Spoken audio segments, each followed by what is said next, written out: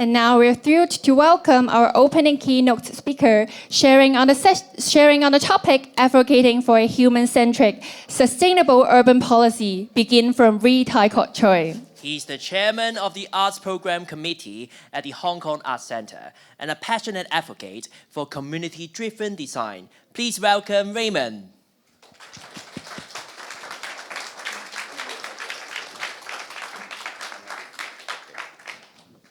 Well, where should I stand? Up there or down here?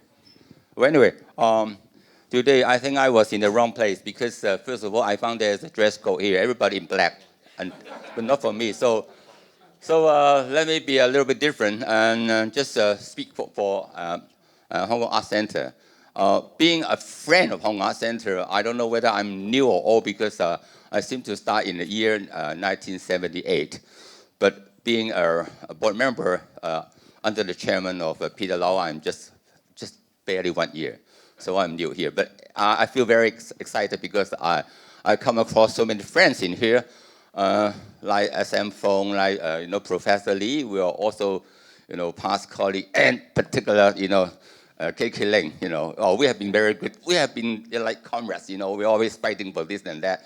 In particular, one thing I wanted to mention today, which I thought very important, and I wanted to explain that for a long time, because I remember like 20 years ago when the whole of Hong Kong was against reclamation of Wan Chai waterfront. KK Ling and myself were the two opposites, right? We say no.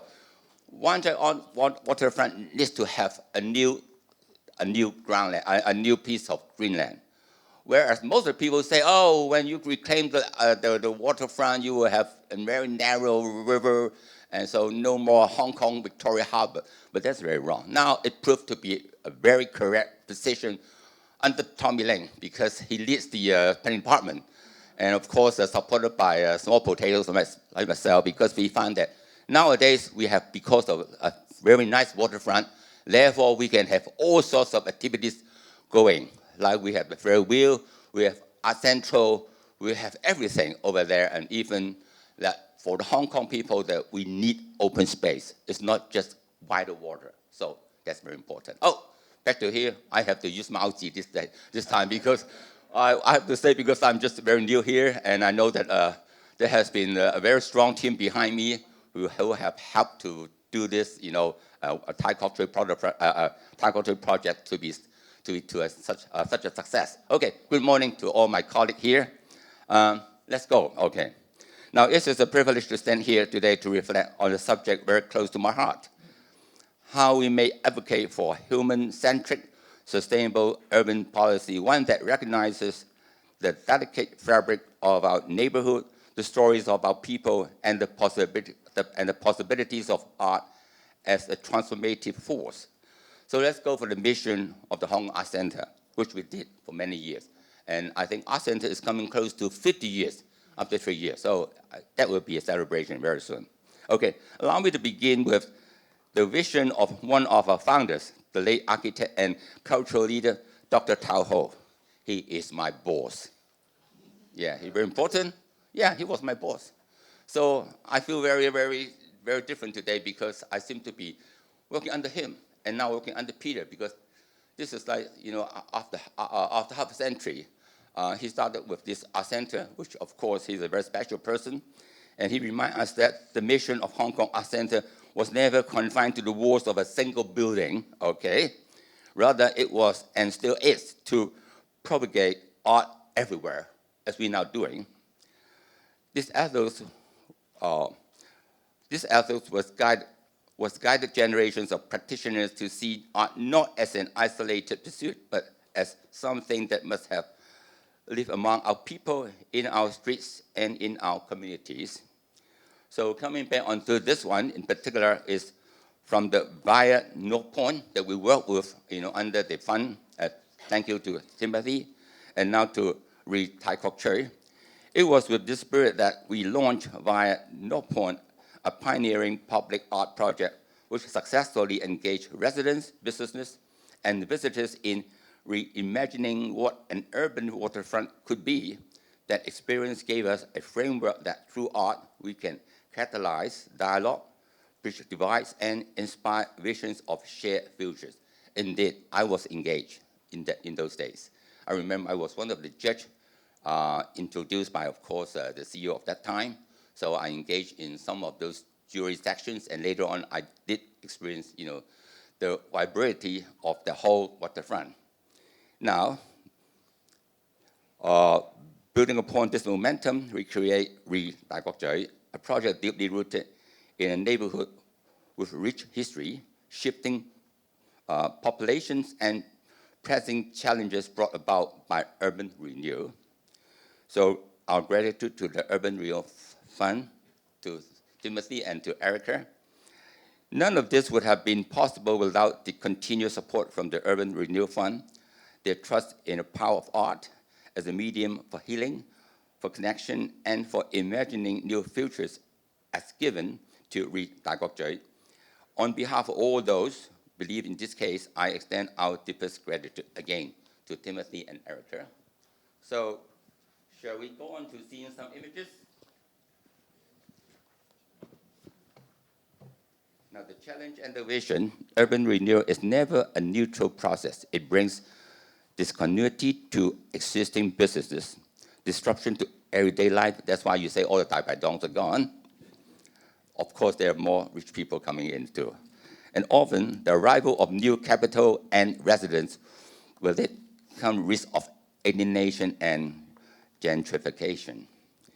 Now, for Tai Kok Tsui, it's not a lemon of what is lost. It is a project of vision exploring how the existing, the upcoming, and to-be residents and users of Tai Kok Tsui can be invited to reimagine their neighborhood together. So art as a catalyst for speculative futures. Through art, we are not merely producing exhibitions, we are transforming ideas into topics that can be openly discussed, like today. Plans that can be drafted, shared with all, and renderings that can be debated. We will do it later. With the assistance of AI technologies, we can even construct speculative futures that provoke questions, inspire imagination, and encourage critical reflections. So one of the key drivers, as well as the program arms, is the Future Imagineer Academic, or its academy led by Dr. Mo Ga-him. Where's Mo Ga-him in here? Oh, yeah, Dr. Mo Ga-him. Oh, very nice to meet you. I have heard of your name long time, but now we see each other right here. Thank you, Mo Ga-him. But Dr. Mo Ga-him of CU Hong Kong, I think we did before being a colleague of somewhere, because are you teaching architecture as well? Yes. Yeah, I was also the same as Professor Lee.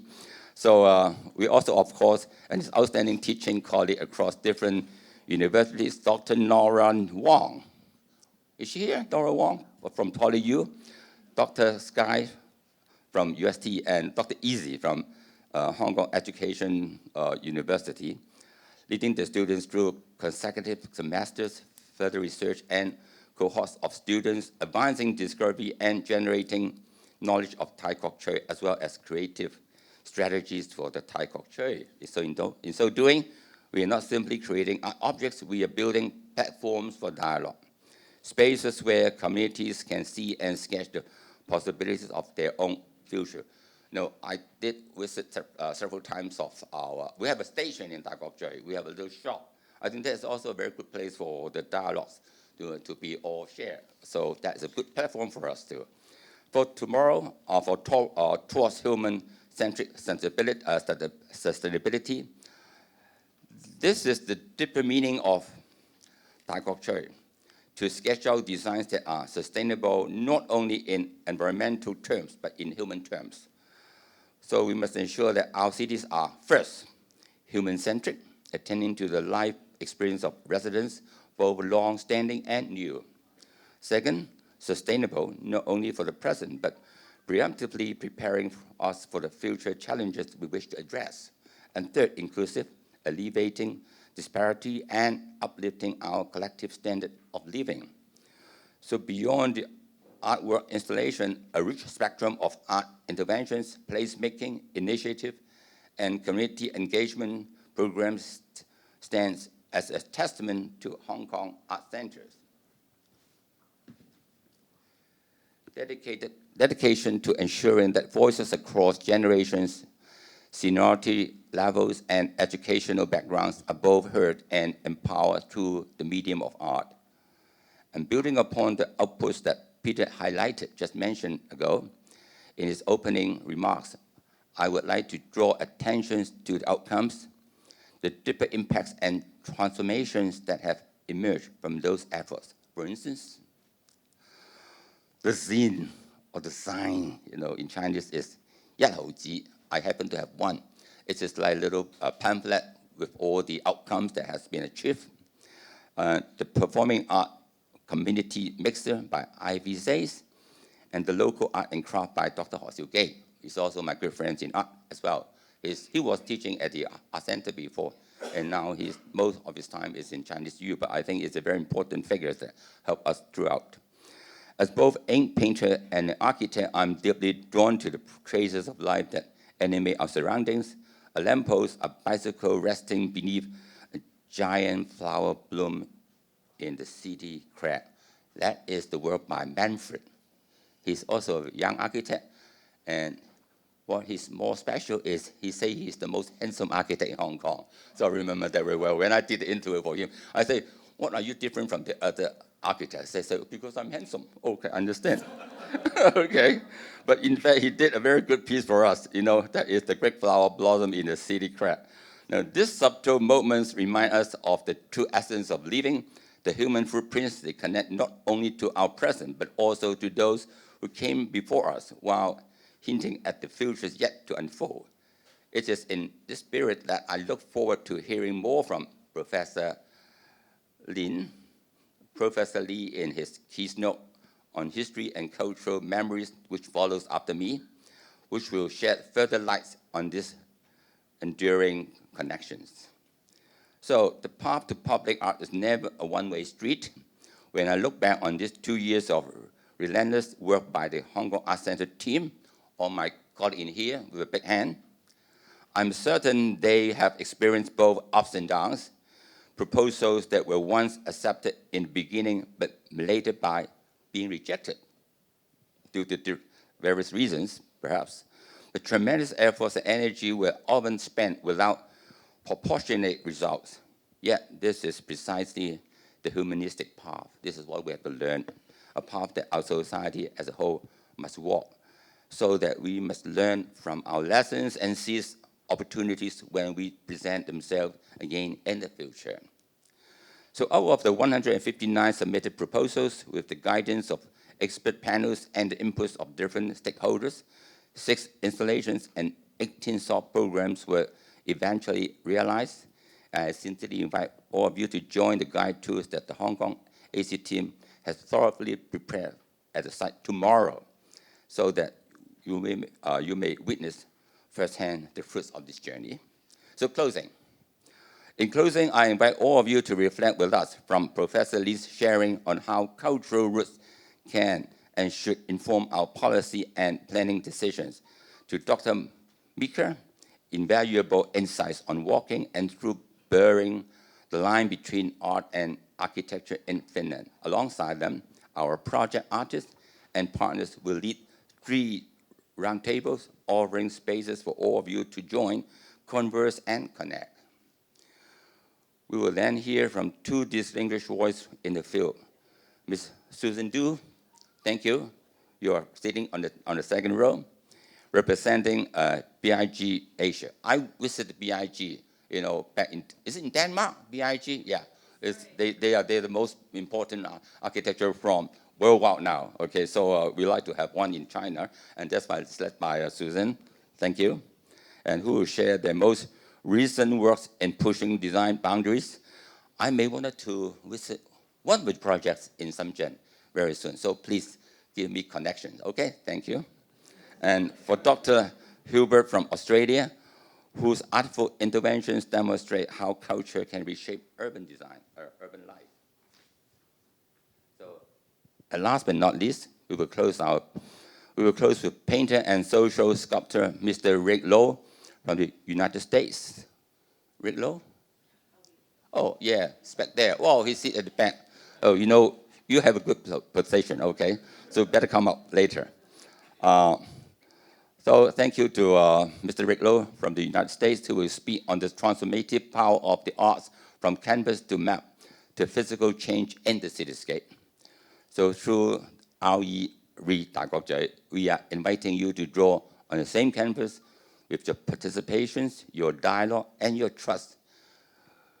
We can continue to make Hong Kong not only a city of efficiency and commerce, as we used to be and still is, but also a city of art, humanity, and forward-looking vision. Thank you so much.